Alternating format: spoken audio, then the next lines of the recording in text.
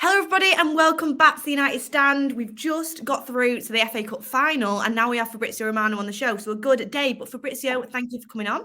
Thank you, as always. Thanks a lot for the invitation. Yes, as always, it's great to have you on, but let's get straight into it. Obviously, on Friday, there is supposed to be an update regarding the Manchester United takeover and the ownership. Do you have any update whatsoever on the situation, on what you think the direction might be on Friday?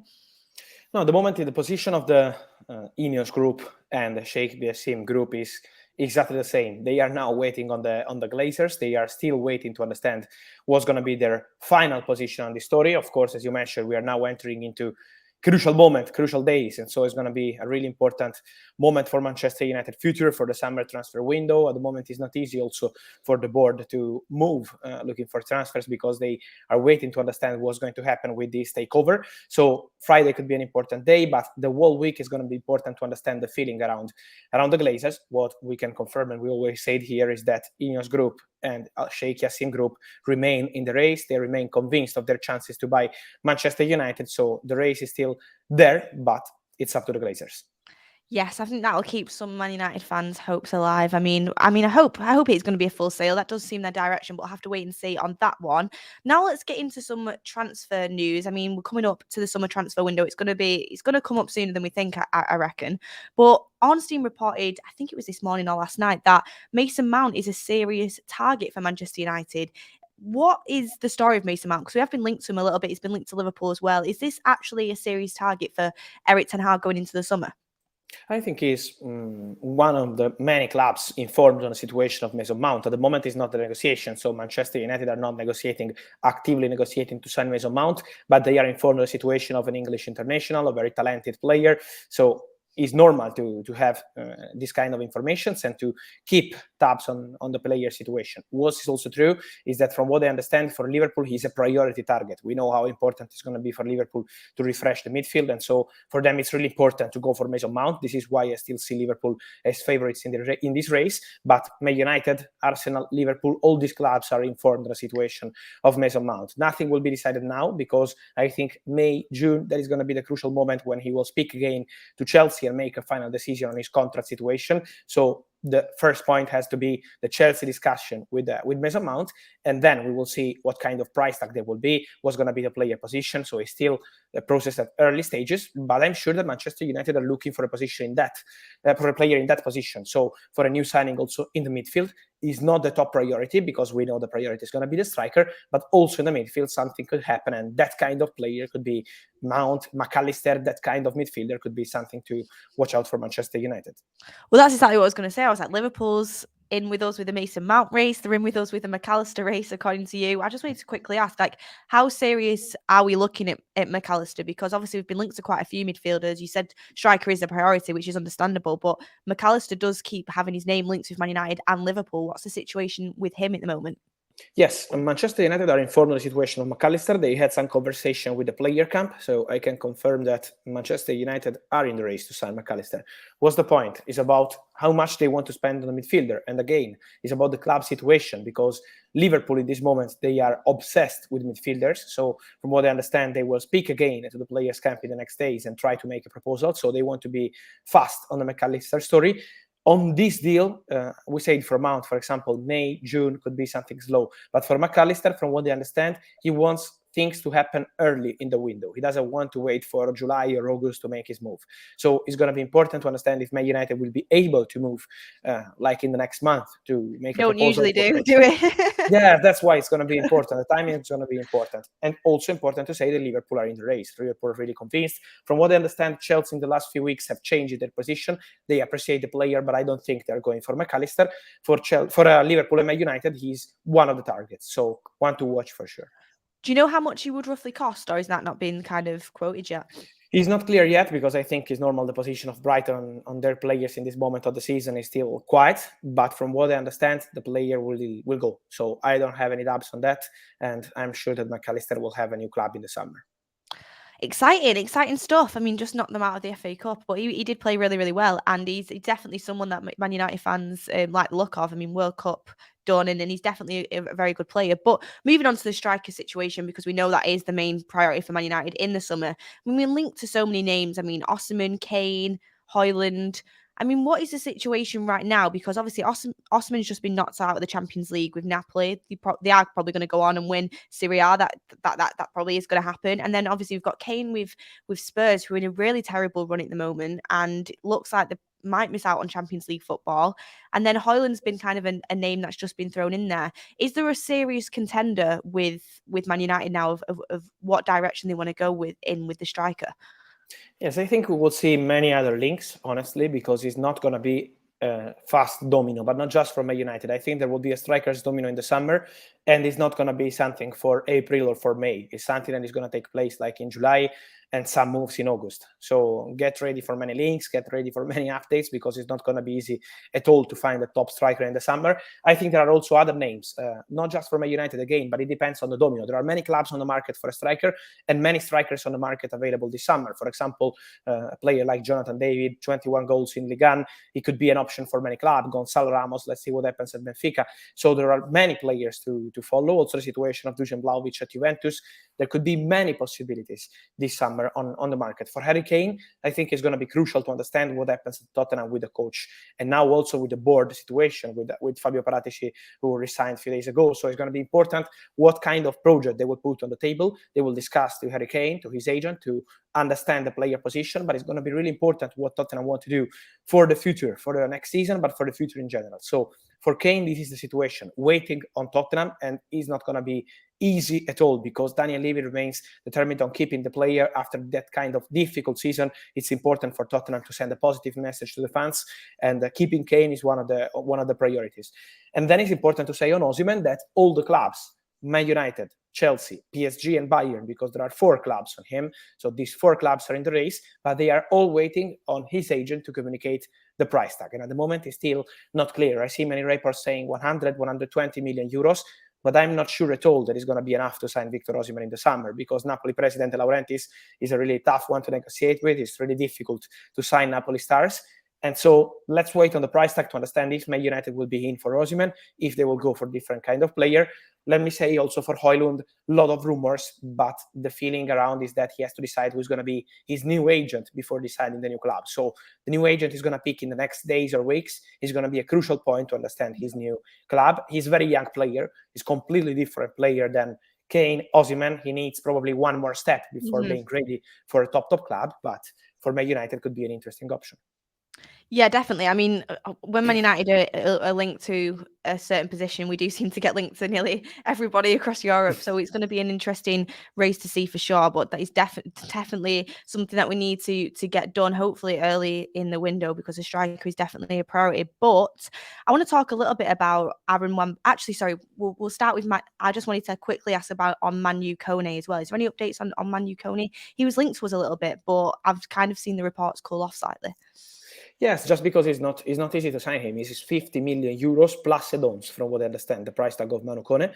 So Man United always had an interest. Man United and Chelsea, these 2 clubs especially, but now the market is more open and the race is open for him, because no one is putting that money on the table yet. So I think things could happen maybe next month for him.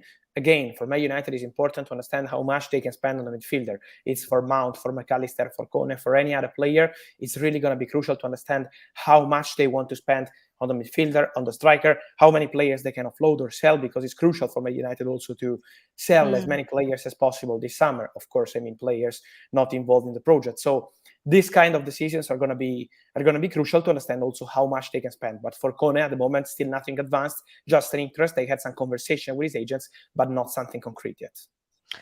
Interesting. Now we can move on to Aaron Wan-Bissaka, because I think Aaron Wan-Bissaka, and a lot of fans do, is doing incredible at the moment, improving so much under Ten Hag. But I mean, we've talked about Frimpong on here. Erik Ten Hag really likes the player, and it seems like Wan-Bissaka would be one to move on. Is that still the case with Wan-Bissaka? Is Erik Ten Hag thinking about keeping him? Does he still want Frimpong? What is the update on the right back situation? And you could even throw Dalot into that as well with his new contract. Yes, with Dalot, I think, and I'm told that the negotiation on new contract is still ongoing. So Man United want to keep Dalot. He can help as left back, right back. So he's a player that they want to keep in the squad, and the conversation is ongoing. For Wan-Bissaka, it's a strange situation. You know better than me that I still remember in October, in November, all the fans wanted him out to bring in a new right back, and now it completely changed. This is football, and this is football when you have an excellent coach, because Erik ten Hag changed his story, the story of Wan-Bissaka at Manchester United, and so credits to him again. But I'm also sure that at the moment for Manchester United is no longer a priority to sell him. So in case they will receive an important bid, but not a loan bid or this kind of stuff, if they receive an important bid, they could be prepared to bring in a new right back like Frimpong, who is really appreciated. And Man United had a meeting with his agent. It was 3 weeks ago. So he's one of the players they have in the list. But at the moment, they are no longer desperate to let him go. And at the moment, there is nothing concrete or advanced with any club for Wan-Bissaka. So I would not be surprised if Man United decide to spend their money on different positions and keep Wan-Bissaka and Dalot as right backs. I think it could be a smart decision because, as you mentioned, Wan-Bissaka is doing great and Erik ten Hag did an incredible job with him. But again, if an important proposal comes in, it could be the case for Man United to try to do a bit of trading maybe in that position.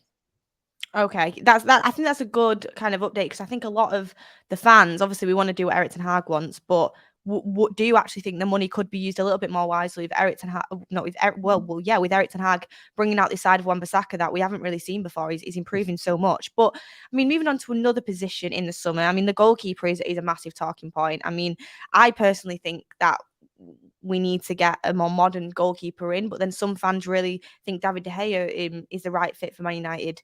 Contrasting reports coming out. Apparently, Ten Hag really wants to keep him, and really wants to offer him a new contract. And the £200,000 a week offer has been put on the table, according to reports.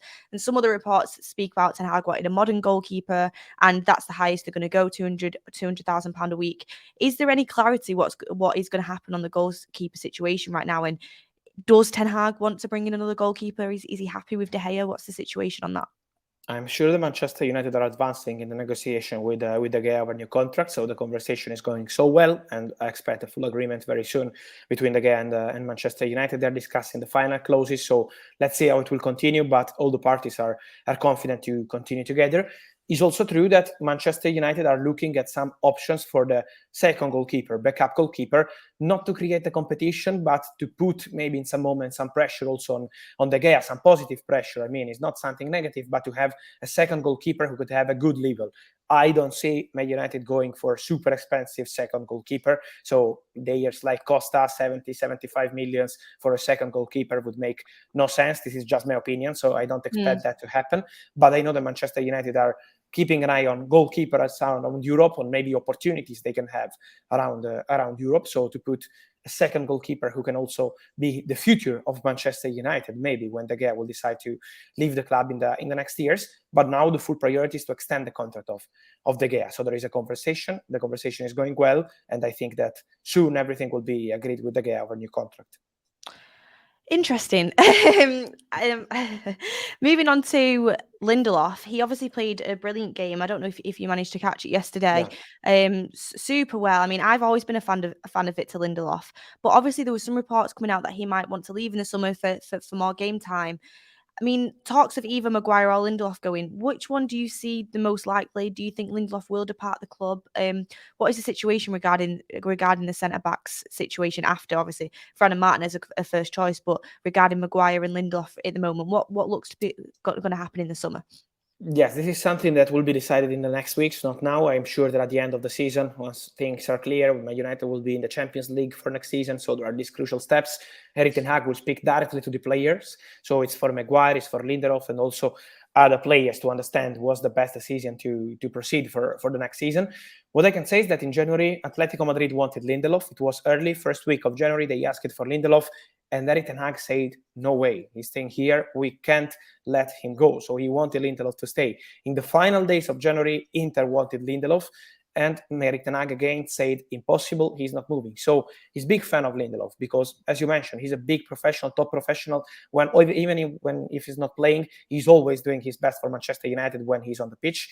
Then he's a player they want to keep. But then you have to speak to the player and understand what he wants to do, because Lindelof wants to play football. So Champions League could help because, of course, you have more competitive games next season, and this could be helpful to keep the player and also make sure he's happy at Manchester United. I'm sure there will be a direct conversation between Maguire and Ten Hag and Lindelof and Ten Hag to decide the future, to decide the best option, and then in that moment it will be more clear. Perfect. And lastly, Marcel Sabitzer, obviously on loan at the moment, but there is rumours that Man United want to sign him in the summer from Bayern Munich. Is it true that it's likely that Man United will sign him for around the 20 to 30 million mark? Is that something Erik ten Hag wants to do? Yes, still waiting on the meeting with Bayern because it's going to be important to understand what Bayern want to do. There is no buy option, so the negotiation Bayern Manchester United is needed. But for sure, Sabitzer wants to stay. I think he was very clear in public, but it's the same in private. He's very happy at Man United. He's very happy with Ten Hag, so he wants to stay. They're very happy with him. Now it's about the financial negotiation because it's important to find the right and the best agreement with Bayern. But I'm sure that Manchester United are very happy with him, and so there will be a point of contact with Bayern to understand how to proceed in May, end of May, beginning of June. Perfect. Thank you so much, Fabrizio, for coming on and answering all our questions. I mean, I'm really excited for the summer transfer window, and I'm sure we'll get you on many more times to talk about certain things. And you know, we're probably going to sign a striker this summer. It's going to be a good saga. So thank you for coming on. Thanks as always, and see you soon. Ciao. Thank you. See you soon. Bye. Well, everybody, that was Fabrizio Romano talking all things Manchester United and transfers. Let me just get the right overlay on. Here we go. That's the right one there, everyone. But thank you, everyone, for tuning in and watching that interview. I thought it was a really, really insightful interview by Fabrizio Romano there. What I do kind of get from that interview is that we are going to have to wait a little bit of time to think about what is actually concrete and set in stone for Manchester United. But one thing that I do think is set in stone and is definitely going to happen, which is really exciting actually, is the signing of Marcel Sabitzer. A lot of journalists seem really confident on this. And again, right at the end there, Romano seemed super confident over the signing of Sabitzer. Sabitzer really wants to stay. Erik ten Hag likes the player. And honestly, for 20 to 30 million, I think it's a good signing. I've heard some people have mixed reviews. It's like, you know, people kind of flip their opinion each game with Marcel Sabitzer. After the Sevilla game, I heard people saying, yes, we definitely need to sign him. He's unbelievable. We really need to sign this player up. And then after the Sevilla away game, I was talking about the home leg then. After the Sevilla away game, heard a lot of people saying, he's just not good enough, is he? He's just not good enough. Maybe we shouldn't go and spend that money on him. But in all honesty, nobody was good enough in that Sevilla away game. And my personal opinion on this, and get yours in the comments down below as well, is my personal opinion on this is Marcel Sabitzer, is he going to be a starting 11 player every single week for Erik ten Hag? Probably not. But is he going to be a brilliant squad player that can work well in certain games and take a bit of the load off the starting 11? And you can alternate him into Champions League games, into FA Cup games, into Carabao Cup games. Erik ten Hag wants to go full throttle on all of the cups. He's going to be such an important asset. When you think about Scott McTominay and the likes of Fred, I don't know what their futures hold at Manchester United. I really do think Fred has a spot in this team. McTominay, if Newcastle want him for 30 to 40 million, I mean, sell him for that money. He can go and play first team football. I don't think he's ever going to be a first team player at all under Erik ten Hag. So if you're asking me, get 30 to 40 million for Scott McTominay and then invest 20 to 25 on Sabitzer, I think that's a brilliant move. Yes, Sabitzer's 29. He's not the youngest, but at 29, he's still got 4 or 5 years left at the top level. He seems like he looks after himself really well. He's energetic. He's got really good... He's just very, very, very energetic in the midfield, and he's got really good energy levels. I think you can get a lot out of Sabitzer. He works really well in certain games. When you think about it, he can use his left and right foot. He can play as a cam. He can play as an 8 if needs be. He's really suitable to this Erik ten Hag side, I think. And I think as a squad player, again, took a penalty, scored it, good on set pieces, even though that cross yesterday was awful, but he's genuinely good on set pieces. I think it'd be a really smart signing for Manchester United. So I just wanted to quickly talk about that because I'm in the pro sign Sabitzer. Do I think he's what we need for first team level midfielder? Not quite. But for 20 million, as a squad player, I think it's a brilliant signing. So I'm all for getting Sabitzer in as a squad player if we move one of the likes of McTominay or Fred on, preferably probably McTominay in that situation, because then I'd bring in a player to challenge, it's not to challenge, but to be kind of that backup to Casemiro. I absolutely love Caicedo. I didn't have quite a chance to ask about him, and he's not really been linked to us too much. We've been more linked to Mac Allister, but Caicedo would be the perfect player to bring in and not necessarily challenge Casemiro, because I think they could actually play together, but also be his understudy as well at 21 years old. It would be an unbelievable signing for me. So I really want Manchester United to kind of look at Caicedo a little bit. To be honest with you, I like Mac Allister, and as Romano said, it's really concrete. We've had interest in Mac Allister. We've been speaking to Mac Allister. We spoke to his agents. He wants to get this move done early. I like the idea of an early move, and I like the idea of Alexis Mac Allister. I think he is a very good player. I see him as a number 10. I see him as a Bruno position. But for me, I do think we need someone to play in case Bruno is injured. I do. But I think Sabitzer can do it. I think, like I said, I think Sabitzer can do it. And I honestly think the more important position is for when Casemiro isn't there. When Casemiro isn't there, the midfield looks... I mean, when Bruno isn't there, the midfield looks lost, but very, very lost. And I've always said I think Bruno is our most important player. But Bruno is mostly fit all the time, touch wood. He's mostly always available. And we have the likes of Sabitzer and Sancho, if needs be, that can come into that role. With Casemiro, when he's missing, and especially if McTominay goes, which I think he will, we literally have nobody that can play that position. Literally nobody. So Caicedo coming in at 21 years old, 22 years old, being his understudy, learning off him, and being able to take over that spot when Casemiro eventually kind of his game time decreases as he moves on and he gets a bit older, I think would be such a brilliant signing. I love the idea of Moises Caicedo. Again, man of the match in the Brighton game yesterday, which thankfully we ended up winning, but he won man of the match from his eye. I thought he was very, very good. And for that age, he's a monster. He's press resistant. He can carry the ball out from the back. He puts a good challenge in. He's good in all phases of play. He's the player we should be going for. I like Mac Allister. Good player. It wouldn't be a massively exciting signing for me, if I'm being honest. Caicedo, I'd get really excited about it. I'd be buzzing about it, be on here with you guys. I'd be like, yes, we've got someone in who I know for the future is going to be unbelievable. We have a couple of older midfielders in the likes of Casemiro, Eriksen, even Sabitzer at 29 isn't necessarily young.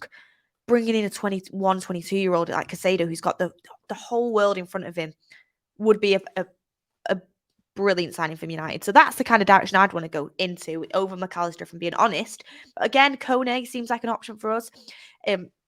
Fabrizio Romano just then said he thinks Kone is someone that we really like, but the price might be a bit of an issue. And to be honest with you, what gathers to me is we're not going to have much budget this summer. Again, when he spoke about the goalkeeper, and I know a lot of you in the chat will be like, "Oh, look at Beth, she was desperate for Romano to say Erik ten Hag wants a new goalkeeper and De Gea's gonna leave." That's not what I was getting at. I just wanted to kind of see the situation that's going on. To me, like what Romano said, I think Ten Hag does want a goalkeeper. I just think he doesn't have the money to this summer at all. So we're keeping De Gea because I would agree. Striker and midfielder, they're the priorities. I would agree with that. I want a new goalkeeper. I think striker and midfielder are definitely priorities. We can get by 100% with De Gea in goal for another year. But like you said, bringing in a cheaper second goalkeeper that could potentially evolve and be the first team goalkeeper and work under De Gea, definitely something I'm in that boat. I'm liking that. I'm liking that idea, and I'm happy about that because Erik ten Hag's working with a low budget this summer. I think it's pretty obvious. So he has to cut corners. De Gea will stay, but we'll bring in someone probably a little bit cheap, quite cheap, that maybe has a lot of prospects that we can build into a good goalkeeper that could potentially, play games, and Erik ten Hag be confident in that and could eventually take over De Gea's position. We need to get the scouting network at a very good level to be able to pull these things off, but they can happen. You've seen goalkeepers come out of nowhere and end up being very, very good. And, Man United then are interested, Liverpool interested, like top teams then become interested in them. If our scouting network is on the ball with these goalkeepers, which apparently we're looking at them all the time, it should be good for Man United, and it should be not easy, but relatively okay for us to go out and try and find someone that can ultimately challenge De Gea. And if it doesn't work out, they're only cheap anyway. They're only cheap player that could probably move on. So I think that's a decent direction to go down. Would I like us to go and get a Costa? Yes. But I am on board with that to go down that road, especially if it means that we spend the money on a striker this summer, which is absolute must for Manchester United. As Romano just said, striker is the main priority. We're going to be linked to a lot of names. It's not solidified yet exactly what striker Man United want to go for. I think there is a couple in the list. To me, just from I'm quite good, if I do say so myself, at inferring body language and the way someone talks. Just kind of speaking to Romano quite a few times, it does, and the reports as well, if I'm being honest with you, it does seem like Harry Kane is the priority for Manchester United. Because again, when I asked him about Osimhen, Højlund, and a couple of other strikers, then he did kind of go back into the Harry Kane situation. He said that Erik ten Hag wants him, but Daniel Levy's going to be really hard to deal with. Kane's going to have to see the situation. If I'm being honest with you, going for Harry Kane just keeps getting more and more off-putting for me.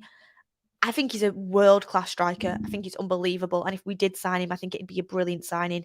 But these are the things that are going to have to be taken into account if you get Harry Kane. And I don't want to repeat stuff that we've already said, but we won't get him until the last day of the transfer window. We just won't. Daniel Levy will do everything in his power to stop this move. We'll end up ridiculously overpaying for him. Ridiculously. We'll end up paying stupid money for Harry Kane if we do end up getting him. He is, 30, 31 now. I still think he's got years left in him, and 100% he would give us some really good years, Premier League proven, world-class player. But do we want to go for someone young and fresh? I personally do. I really do. I'm not saying Harry Kane isn't a good deal to do, because I think he's a good player, very, very good player, top class, world class, like I said. But personally, with all the kind of hiccups that will come along with it and all the hardships that we'll go through in the summer to try and get him, I think if we go in there, I mean, he said Osimhen's going to be a hard bargain as well. And he's definitely a player that we're in the race for, by the way. Man United, PSG, Bayern Munich, all in the race for Osimhen. And what I say to that is, I think Man United will lead that race. Champions League football, Premier League, apparently he wants to play there. Desperate need of a number 9. He will start every game. I mean, I know Bayern are desperate as well, and I know PSG, but PSG is just an oil club, let's be honest. And I know that sounds really hypocritical when we want Sheikh Jassim in, and well, I want Sheikh Jassim in, and I do want Qatar to own United, but Man United have history behind it, really, really good history behind it. PSG, and plus they're playing in a Farmers League. They're playing in a league that just isn't exciting, I don't think, as a footballer. If you want to go there, you want to be playing with the top teams. You want to have competition week in, week out. So PSG, I just don't think is an option for Victor Osimhen, if I'm being honest. And then Bayern Munich, very good option, very elite team in Europe, very well respected throughout Europe, very good team. But again, is the Bundesliga really kind of going to do it for you if you're a player that wants to kind of be playing in the best league? I don't think so. I really don't think it is. Yes, you have a chance of winning Champions League there, and you are going to win trophies with Bayern Munich because you're going to win the Bundesliga. But he has been in the Bundesliga before. Maybe that would kind of re-attract him. But again, Premier League, best league in the world. You have the chance to kind of be challenging Haaland, who is a striker. He's one of the best, well, is the best goal scorer around at the moment. Is also kind of in that age bracket, that young age bracket. I really like the idea of Victor Osimhen. I think if we wanted to get him, we'd have to pay a lot of money. But I reckon it would be no more than what we'd have to pay for Harry Kane, if not a little bit. And you're going to get more years out of him. And, Erik ten Hag has the opportunity to coach him, mould him. I just think Victor Osimhen is the way to go. And hungry goal scorer that's got pace as well. We like to play with fast wingers, a fast striker. I mean, how good is it with City? How good is City when they have Haaland with the pace running behind? I want someone with a little bit of pace. Osimhen's got that. I think he'd work really well as our front three.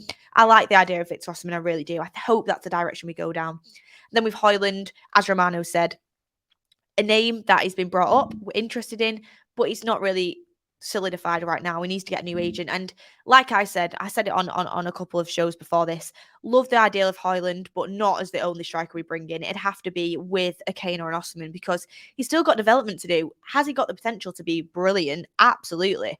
But he's got potential. He's still a bit rough around the edges. He needs coaching.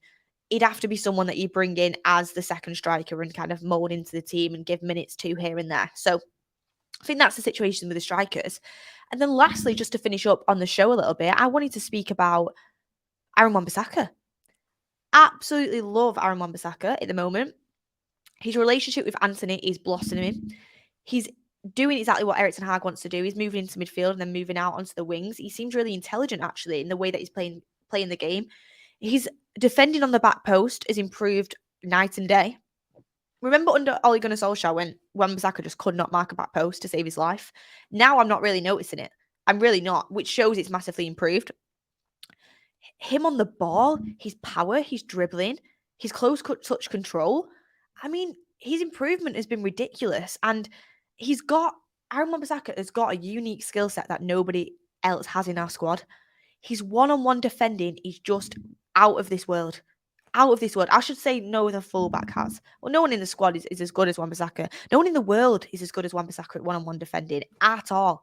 He is unreal. And I think in certain games, it's so crucial. Like in that Brighton game, I thought Wan-Bissaka, Matoma, by the way, who has been unbelievable this season and is excellent dribbler. He's so dangerous. Every time he cuts in, I just get worried. Wan-Bissaka had him locked down the entire game. Do you know how hard that would have been a hard game for Wan-Bissaka? It really would have been. But he took on, and you just trust him. You just know he's not going to get past him. Every time you just know he's not going to happen. His defending, his one-on-one defending capability is unbelievable. And when we're playing in the Champions League next year, I mean, imagine we get to a Champions League semi-final or a final, and you're against the likes of, let's just pick a team with an unbelievable winger, Mbappe. You're up against the likes of Mbappe. I don't personally want to see Dalot versus Mbappe. I like Dalot as a fullback. I think as an attacking fullback, he's great. I think defensively, he's been a little bit suspect as of late, but across the board this season, massive improvement. I love Dalot. I want to keep him. I think he's a brilliant player. His penalty yesterday was great. Left back, right back, he can do them both. I actually really like him playing left back. And I think at left back, he's getting left on his own a little bit. Obviously, yesterday, Rashford, I think he's carrying a little bit of an injury, wasn't really getting back. And I think he dealt well. I think he also dealt with Matoma well in that last period when Wan-Bissaka got subbed off. He's capable. But if you ask me, Wan-Bissaka is kind of like a little trick you have up your sleeve. Like, if you put Wan-Bissaka against Mbappe, by the way, is arguably one of the best player in the world right now, if not one of the best players in the world. Best wingers, anyway. / forward players. You put Wan-Bissaka there. I know Wan-Bissaka's got the better of him. I know it already. I have the confidence. And that is it's such a good asset to have. It really is, which is one of the main reasons I don't want to get rid of him. But also going forward, he's improved so much, getting crossed into the box, linking up with Anthony well. I'm enjoying Wan-Bissaka's improvement. And I think letting go of him would be a massive mistake. I really do. I'm happy with Dalot Wan-Bissaka. I don't think we need a new right back as of yet. I think it would be the wrong way to spend the budget in the summer. If it's what Erik ten Hag wants, it's what Erik ten Hag wants. But it'd be the wrong way to spend the budget. We need to focus on centre-back, midfielder, striker, goalkeeper. They're the positions we need to focus on. We don't need to go down the right back route now. Wan-Bissaka's doing unbelievably well, and Dalot is as well is a very solid option, and I think he's a great player. So I'm happy that Romano did give us that update and say he wouldn't be surprised if Wan-Bissaka stayed. It's not out the realms of possibility. Wan-Bissaka is impressing Ten Hag, and it's less of an urgency to get a right back in right now. I'm happy about that. The way Wan-Bissaka's turned around his Man United career is credit to him mainly, but also credit to Erik ten Hag, because the coaching he must have done with him behind the scenes is really, really paying off. And Wan-Bissaka's clearly taken it on board. He's doing everything he can to stay at Man United. You can tell. You can tell he is. And credit to him, because you can tell he's really been working on himself and listening to what Erik ten Hag wants from him. So very happy with that. And then lastly, Victor Lindelof. Again, what a surprise that teams want to buy him, especially European teams. He's a great centre-half. He is. Without Maguire, he's really, really good. Past games this season when he's played with Martinez, when he's played with Varane, he's been top quality. Yesterday, man of the match, led the back line. Brilliant. Don't put him in the same category as Maguire because he's not in that. I think having Lindelof, Varane and Martinez is a great three. Obviously, Varane and Martinez are the starting centre-backs. But Lindelof, if he has to go in and play, he can do it. And he's going to get game time. He's definitely going to get game time in the Champions League. There's so many games year in, year out. Please keep Lindelof. Don't keep Maguire. Sell Maguire because he is honestly useless, genuinely. And that's... I'm trying... I don't want to be unkind, but that's my opinion. And again, the captaincy thing yesterday, Bruno rallying everyone around. Maguire just stood there at the back. It's like, come on now. It resolves the captaincy situation as well if Maguire leaves. It just resolves it, because I think while he's there, he'll never have it taken off him. So please keep Lindelof and let's sell Maguire, get some money for him, sell him to somewhere where he's actually... Because I think Maguire at like an Aston Villa or that kind of club, that kind of level club will do well. I do. I think there's still a career there for Maguire at a club, a good one. And I'm not writing his career off at all. I think there's a really good career there for him, just not in Manchester United.